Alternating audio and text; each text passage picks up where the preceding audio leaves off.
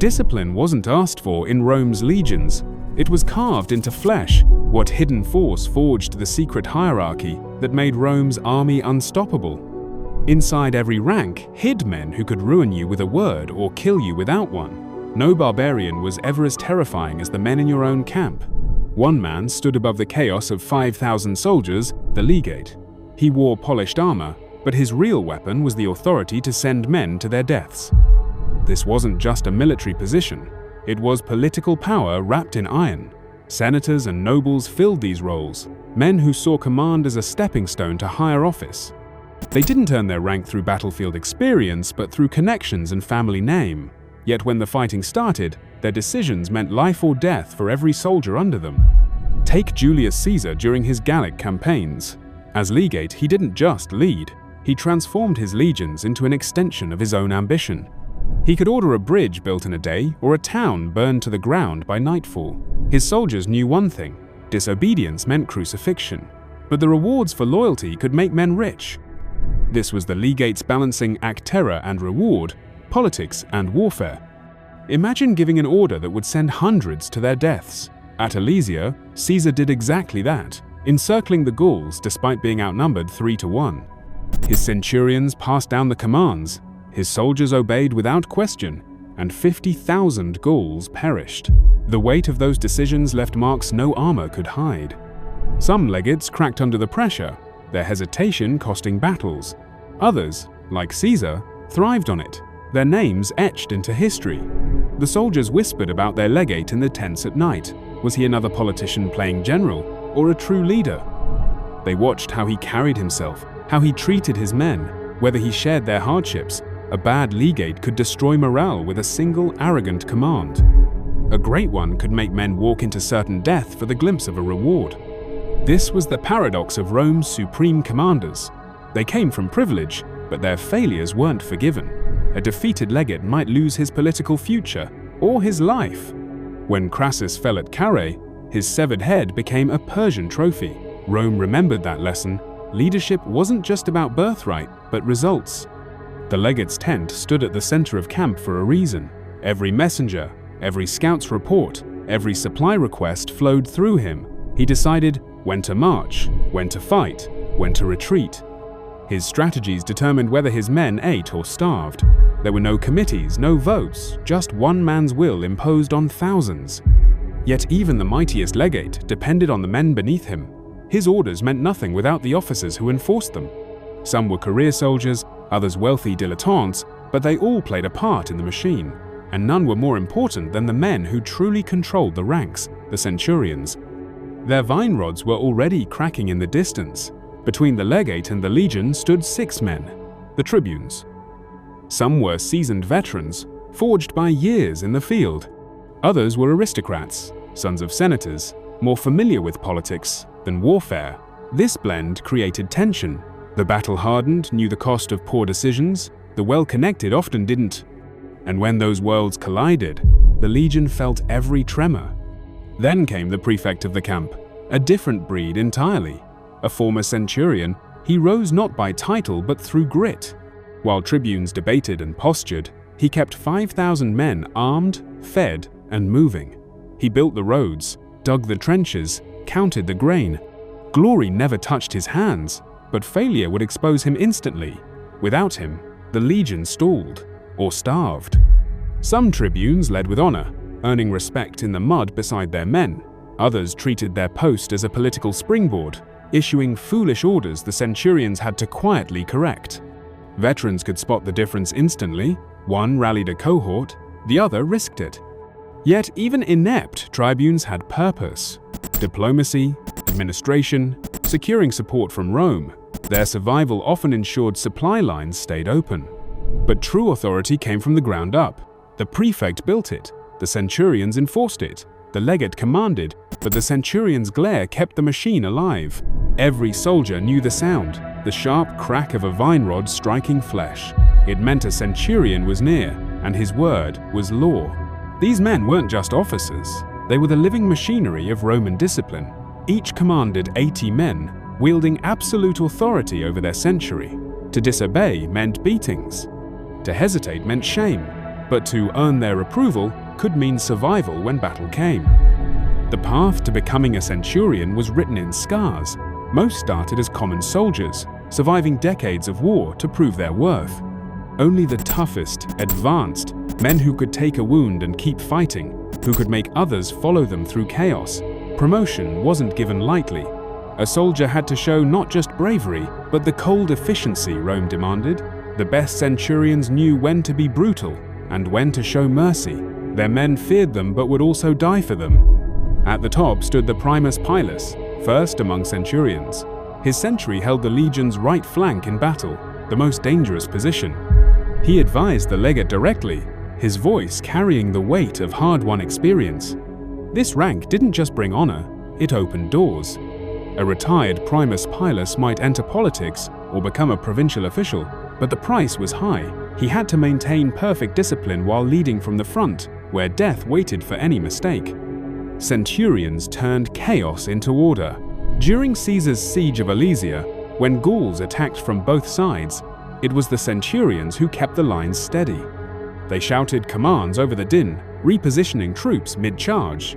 When men faltered, the vine rods came out. When they stood firm, rewards followed. This balance of terror and trust kept legions fighting when others would have broken.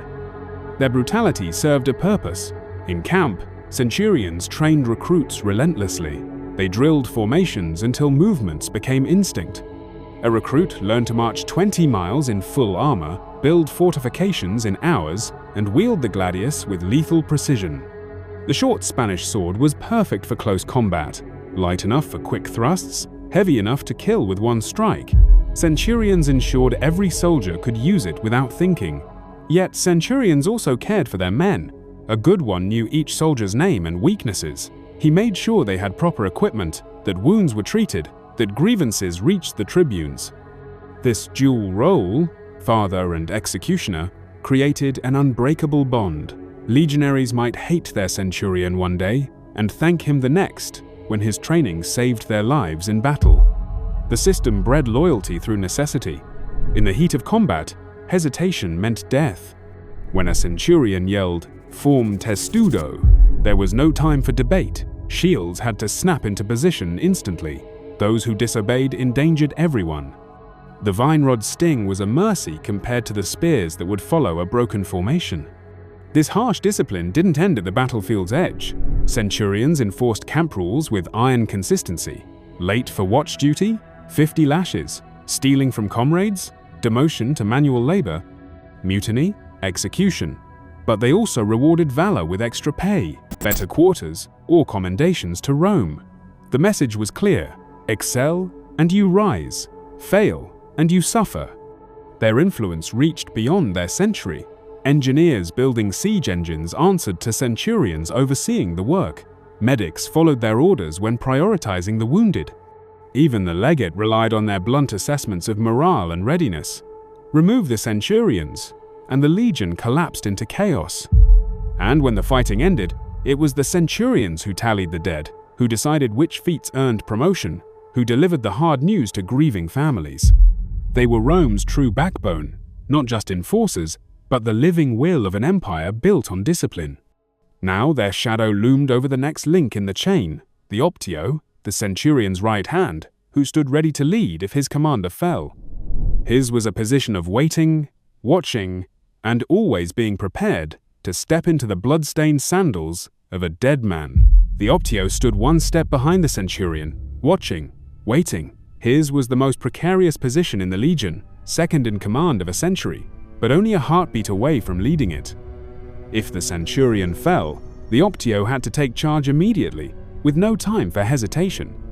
He trained for this moment daily, drilling the men, memorizing every command, studying his centurion's tactics.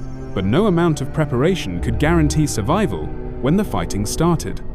An optio's promotion often came at the cost of his predecessor's life. While the centurion barked orders, the optio enforced them. He carried a staff to prod lagging soldiers into position, checked armor and weapons before battle, and kept tally of the century's supplies. His authority was absolute when the centurion wasn't present, but he had to walk a fine line. Too harsh, and the men resented him. Too soft, and discipline crumbled. The best Optios earned respect without undermining their commanders. They knew when to step forward and when to fade into the background. Then there was the Tesserarius, the keeper of the watchword. Every night, the Legion changed its password, and it was his job to distribute it to the guards. He also managed the duty roster, deciding who stood watch and who slept. In battle, he relayed signals between units, using coded messages to coordinate movements. A single misheard word could collapse an entire flank, so the Tesserarius had to be precise. His role was invisible until something went wrong, then everyone noticed. But no support role carried more symbolic weight than the Signifer. He bore the Century's standard, a pole topped with metal emblems that glittered above the chaos of battle. This wasn't just a flag, it was the unit's soul. Soldiers fought toward it when formations broke, using it as a rallying point. Losing the standard meant disgrace, so the Signifer defended it with his life. Many died gripping the pole, refusing to let it fall even as enemies swarmed them. At the Battle of the Teutoburg Forest, when 3 legions were annihilated, the survivors later recounted how Signifers fought to the last breath. Some wrapped the standards in their cloaks and buried them to keep them from enemy hands. These acts weren't just about pride, the standard represented the legion's connection to Rome itself. To lose it was to betray centuries of tradition. The Signifer also served as the century's banker, safeguarding the soldiers' pay in a pouch hung from the standard's crossbar. Men trusted him with their savings because desertion meant abandoning their money. It was another layer of psychological control. The standard wasn't just a symbol, it was their livelihood. Together, these roles formed the century's nervous system. The Optio maintained order, the Tesserarius secured communication, and the Signifer anchored morale. Remove anyone, and the unit faltered. They operated in the Centurion's shadow, but their absence would have crippled the Legion's efficiency. Yet, for all their importance, these men were still bound to the ranks they supervised. The Optio dreamed of becoming a Centurion, the Tesserarius hoped for promotion, and the Signifer knew his heroics might earn him a better post. But first, they had to survive. And survival depended on the men they commanded, the legionaries, who marched, fought, and died as the Empire's backbone. Their loyalty wasn't to ideals, but to the simple reality that discipline kept them alive. The legionary's pack weighed as much as a small man, over 60 pounds of armor, weapons, and tools. He carried it for 20 miles a day, in heat or freezing rain, without complaint. Complaints meant the Centurion's vine rod. This wasn't just training, it was conditioning. By the time he faced battle, exhaustion felt normal, pain was routine, and that was the point. Recruits learned to fight with the gladius, a short Spanish sword designed for killing in tight spaces. They practiced thrusting at wooden posts until their arms burned, aiming for the gut or throat, the quickest kills. The scutum, a curved rectangular shield, became an extension of their body. They drilled the testudo formation until they could lock shields without looking, creating a moving wall. Every movement was rehearsed to remove thought. In battle, hesitation meant death. Discipline went beyond weapons. Legionaries built fortified camps every night, digging ditches and raising palisades even when exhausted. Their Sassina pack held rations, a shovel, and spare gear. They repaired their own armor, cooked meals in groups, and treated each other's blisters. The army demanded self-sufficiency. A soldier who couldn't care for his equipment endangered his entire century. Yet for all their training, legionaries were expendable. Commanders sacrificed entire units as distractions or rear guards. At the Battle of Cannae, thousands were encircled and slaughtered in a single afternoon. Survivors faced decimation, 1 man in 10 beaten to death by his comrades. The message was clear: individual lives mattered less than the Legion's survival. Some soldiers thrived anyway. The Evocati, veterans who re-enlisted after their service, chose to return. They knew the risks but came back for the pay, the camaraderie, or simply because civilian life felt empty. Their experience made them invaluable. Young soldiers watched how they handled fear, how they conserved energy on marches, how they checked their gear before battle. And evocators might save a dozen lives just by showing recruits how to properly strap their armor. The hierarchy gave even the lowest legionary a place. He knew his century, his centurion, his role in formation. When orders came down, He didn't question, he moved. This structure turned fear into focus. At the Siege of Alesia, legionaries held their ground against waves of Gauls because the system left no room for panic. The man to your left and right depended on you. The centurion's shouts told you when to advance, when to rest, when to throw your pilum. The pilum was a heavy javelin designed to bend on impact. Legionaries hurled them in volleys before charging, each one capable of piercing shields and pinning them together. Enemy warriors would struggle to free their arms while Roman gladiuses stabbed upward. It was a simple, brutal tactic. Another example of how Rome turned ordinary men into efficient killers. Retirement was a promise few saw. After 25 years, legionaries received land or money, but many died first from disease, battle, or exhaustion. Those who survived often settled in conquered territories, becoming colonists who spread Roman culture. Their farms were the empire's roots, planted by men who knew nothing but discipline. Yet the real strength of the legions wasn't the weapons or the armor, it was the unbreakable rhythm of their routine. March, build, fight, repeat. They endured because the system removed choice. A legionary didn't decide when to eat or sleep or attack. The hierarchy decided for him. That control, as much as any sword, conquered the ancient world.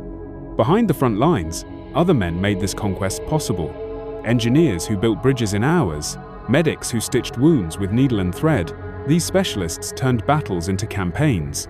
Without them, the legionaries would have starved, drowned, or bled out far from home. The machine needed more than fighters, it needed builders.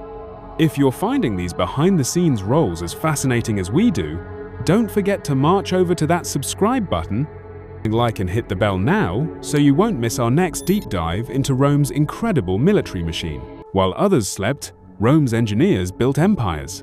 When Caesar ordered a bridge over the Rhine in just 10 days, they delivered, erecting a timber structure strong enough to carry legions and supply trains. This wasn't an anomaly. Roman engineers routinely built roads, siege engines, and fortified camps at speeds that left enemies reeling. Wilderness became war zones overnight because they made it so. Their siege weapons were precision instruments. Ballistae hurled iron bolts hundreds of paces, adjusted meticulously for wind and range. Scorpios followed on carts as mobile artillery, and the Onagira one-armed catapult with a violent kick shattered walls with stones heavier than a man. Every legion had them. Destruction was standardized. Behind the lines, medics fought battles of their own. Armed with linen, opium, and bronze tools, they stitched, amputated, and cauterized. Their learning came on the job. Success earned them quiet praise. Failure left no voice to complain. Defensive ingenuity was ruthless. Iron caltrops crippled charges. Hidden pits impaled the unaware. Roman camps themselves were masterclasses in utility, ramparts, palisades, and grid layouts ready for sudden defense. Engineers and medics didn't win glory, but they won wars. They repaired what broke flesh or timber and ensured Rome's machine kept grinding forward, silent, efficient, and unstoppable. The Siege of Alesia lit a fire through Rome's command chain. Surrounded by enemies on both sides, Caesar ordered dual fortifications, and that command surged downward with mechanical speed. Legates passed it to tribunes, who relayed it to centurions, who broke it into tasks. Soldiers didn't question why they dug trenches facing opposite threats. They simply moved. Timber hauled, trenches dug, every man fulfilling his part like a cog in an engine designed for survival. At that scale, delay meant death. Gallic cavalry thundered in, but Roman formations held because their timing was flawless. One beat to raise shields, two to strike, taught through repetition, and, when necessary, pain. Discipline wasn't a suggestion, it was survival. Recruits hesitated once. After that, they learned. Caesar's system thrived on precision. Scouts reported, tribunes adjusted, centurions deployed. Even the wounded found use guarding supply lines. Orders traveled swiftly, cleanly, down the chain. Centuries marched in testudo, terror replaced by training. But this efficiency had a darker fuel, fear. Punishments were brutal. Lashes, stoning, decimation. They carved discipline into the mind. It worked. At Pharsalus, a feigned retreat became a crushing counterstrike. And yet, at Cannae, when that chain cracked, everything fell. Men died trying to obey ghosts of orders. That fragility only reinforced the system's obsession with control. What survived wasn't glory, it was a method. The knight's steel may have gleamed differently, but beneath it lay the bones of a Roman legacy. Centuries after the legions vanished, medieval commanders still mimicked their structure. Troops divided in Roman-style units, orders passed through rigid hierarchies, discipline prized above valor. Byzantium's themes mirrored Roman provinces. Carolingian cavalry rode in cohort formations. The difference? Romans ruled by fear, centurions wielded the vine rod. Medieval lords relied on loyalty, yet the aim remained unchanged: control. That control echoes today. A US Marine fire team leader mirrors a Roman optio, commanding 4 with precision. British NCOs owe their structure to the centurionate. Even Soviet commissars, embedded for morale and oversight, mimic Roman tribunes. From Napoleon to Clausewitz, Rome's system was more than history, it was a blueprint. Training has evolved, but its soul endures. Decimation is gone, yet recruits still face psychological pressure, exhaustion, and isolation. The Crucible, the British rifle drills, they recreate Rome's testudo mindset. Drones replaced catapults, jets replaced cavalry. But behind every order remains a human machine, conditioned, obedient, expendable. From Spetsnaz to the PLA, ancient tactics persist. So do the scars. Rome knew the cost of perfection. Break the man, build the soldier. The empire died. Its military logic didn't stand a. That persistence still demands an answer. Rome's army reshaped the world with ruthless efficiency. It forged soldiers from citizens, fueled by fear and strict discipline. But the price? Broken men, vine rods, and crucifixions. Its structure lives on in modern armies, but could you have survived it? Would you be the centurion with the whip, or the bloodied legionary, the calculating engineer, or the weary medic? Tell us your Roman rank in the comments, and why.